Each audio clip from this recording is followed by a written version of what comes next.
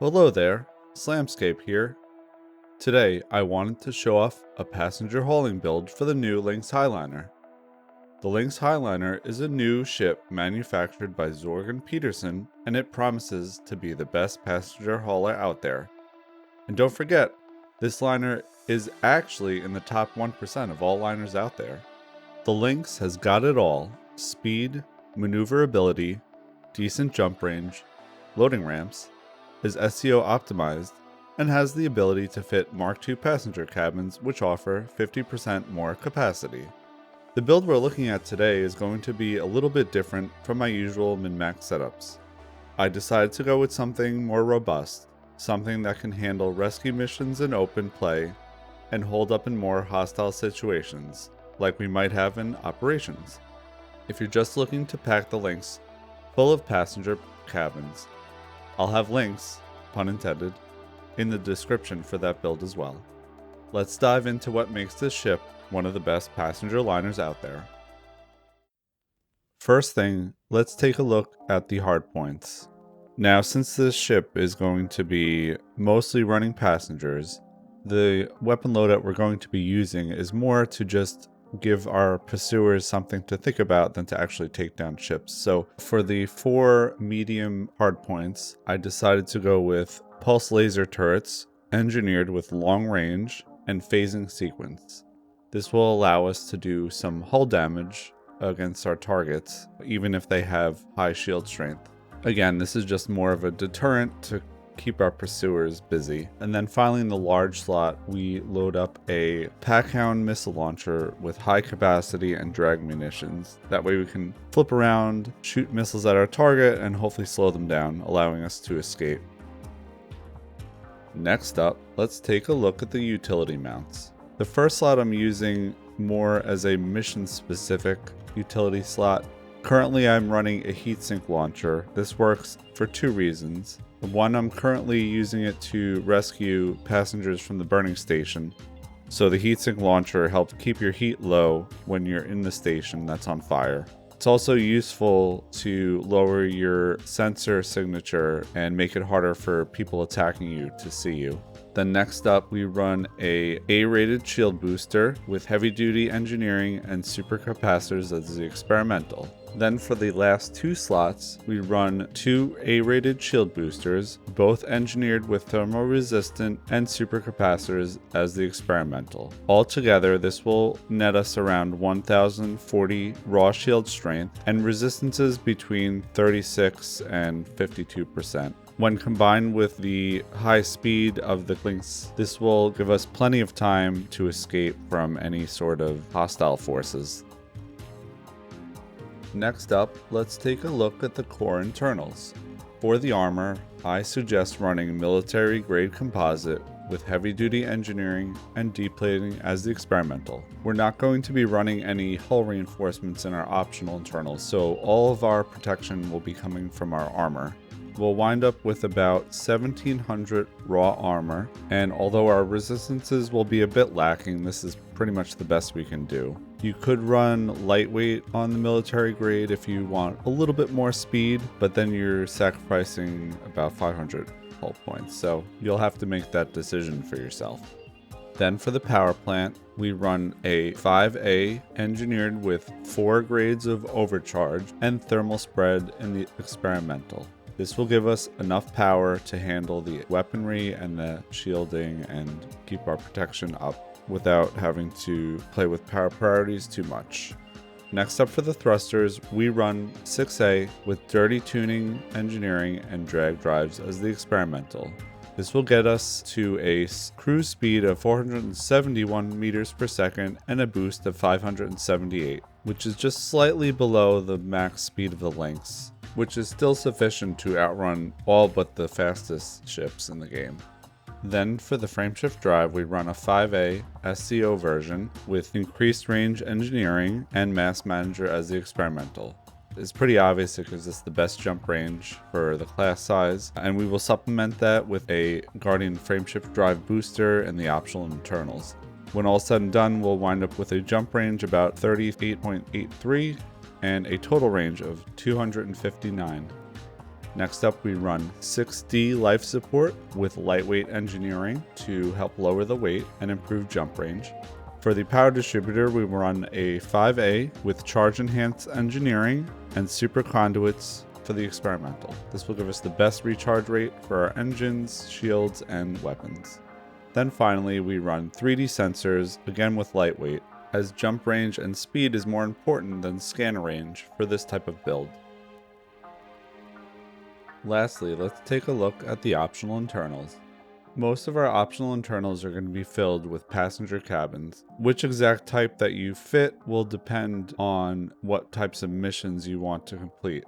For rescues from burning stations, you're going to be wanting to fit either all economy passenger cabins or all business passenger cabins. The thing that is unique about the Lynx Highliner is it is able to fit Mark II passenger cabins, which give you 50% more capacity over the Mark I version of the respective cabin. So for instance, if you have a Class 6 economy cabin, you can normally fit 32 passengers. However, the Mark II economy passenger cabins are able to fit 48. Anyway, for this particular loadout, I will be running all Mark II business class passenger cabins. These will be fitted into the 3 size 6 spots, both size 5 spots, and one of the size 4 spots. As for the other optional internals, in the other class 4 spot, I fit in a 4A prismatic shield generator, engineered with reinforced and high cap as the experimental. This will give us around 1040 shield strength and resistances between 36 and 52%. Then, for the class 3 spot, we fit in a 3H Guardian frameshift drive booster. This will help add a flat 7.75 light years to our jump range, bringing our total up to over 38 light years. In the class 2 slot, I put in a cargo rack. However, you could fit in a Mark II economy class passenger cabin or an advanced docking computer, whatever would fit your needs. And then finally, in the class 1 slot, I put in a super cruise assist. It helps when traveling around the system. It can also be used to do the trick where you fly at your target in Super Cruise and wait till the last minute and flip on Super Cruise Assist, and it'll let you jump into a station without having to slow down to the full 7 seconds rule of thumb. And there you have it. Now that we've had a chance to take a look at the full build, let's see how it does in action in open, rescuing passengers from a burning station during the most recent community goal. All right, so here we are. We're a little bit already in progress. I've been running some passenger pickup rescue missions for a while in open, but this is the first time we, got a little spicy.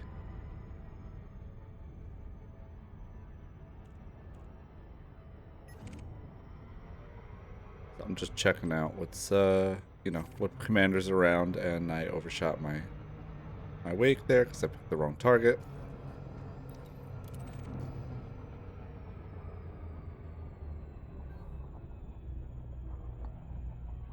Yeah, I'm not sure if that commander on the radar is attacking, but I'm being cautious. So yeah, my plan is to boost out a little bit, further out so I can get a straight line to go into the mail slot. I see 2 commanders on my radar.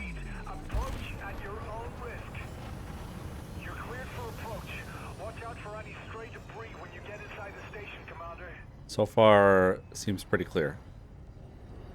Now it's pretty hot in the station, so we're gonna be overheating. That's why we brought the heat sinks. And I'll just pop it right before I land, so I get the longest cooldown, possible.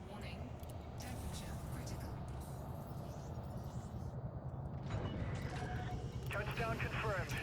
Glad you made it in one piece, Commander. I'm actually running economy cabins in this one. I did switch to business afterwards, but the footage is all with economy, so the payouts aren't quite as good.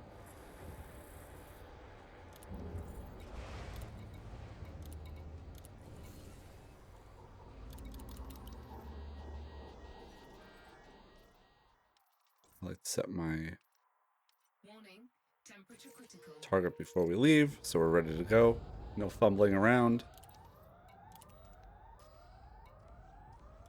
So my plan is to, launch, hit a heat sink as soon as we're above the pad, and then get out as fast as possible. It's fine. This little bit of heat damage isn't really going to do much to my internals. Alright, so we pop the heat sink, make sure our path is clear, and head out. Full speed boost.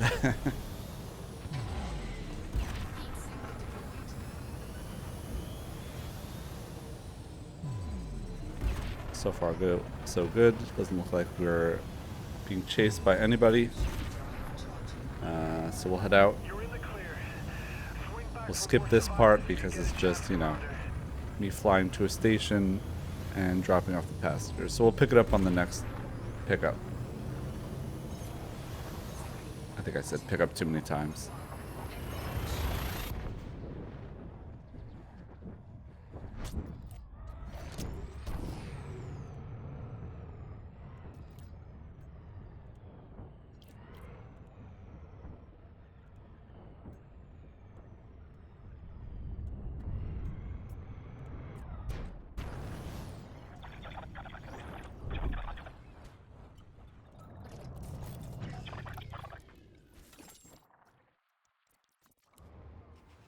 Alright, so with our passengers successfully deposited, we will head back to Le Mans and try another run.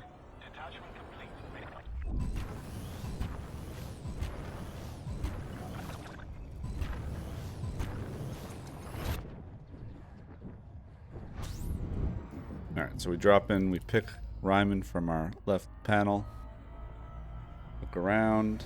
So far, no commanders on radar yet, although, okay, yeah, now we see someone with hardpoints out. So we'll check, see who it is. Elite 1, at least so they know combat.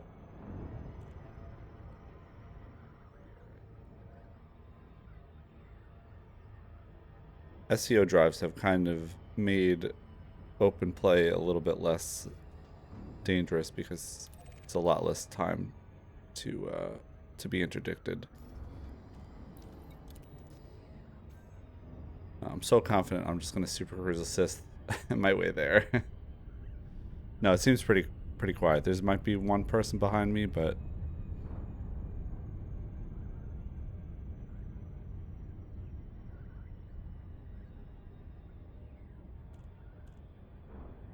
I think we'll be all right.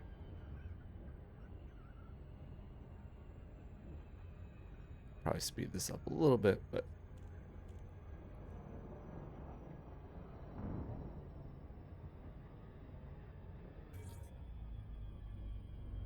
alright, so we're going to do the same thing. We're going to find where the mail slot is. We're going to kind of boost out a bit from it so we have more of a straight line. And we see I see some fire over on the left there, so we're gonna, yep, we're getting shot already. I think we're okay. Say we're alright. Alright, they're trying to heat me up, so I drop a heat sink, which should help. We're at, we lost 11%. So far, so good. Cannot find my landing pad. Close enough. Alright, so I'll drop another heatsink before we land. Ignore this embarrassing landing, it's fine.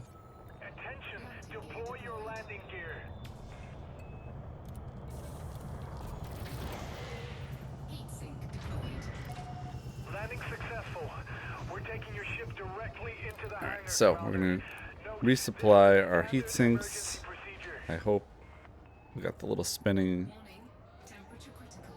icon, but alright, let's see what passengers we got.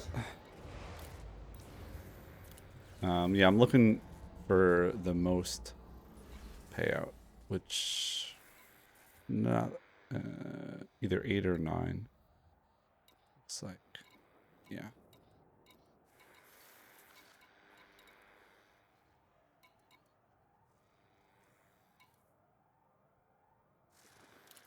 go with the 9. I was debating whether or not I should have picked that other mission just to get rep up with that one faction, but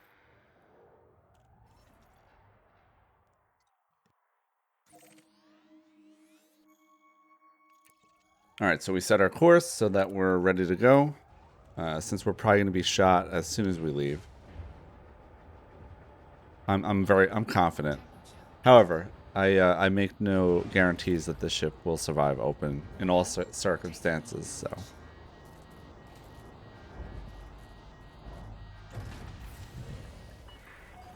Alright, so we heat sink immediately. Looks like, nope, he's right in front of us. I thought he was to the right, but. Alright, so we're gonna make our escape. I'm still trying to feel out the shield strength.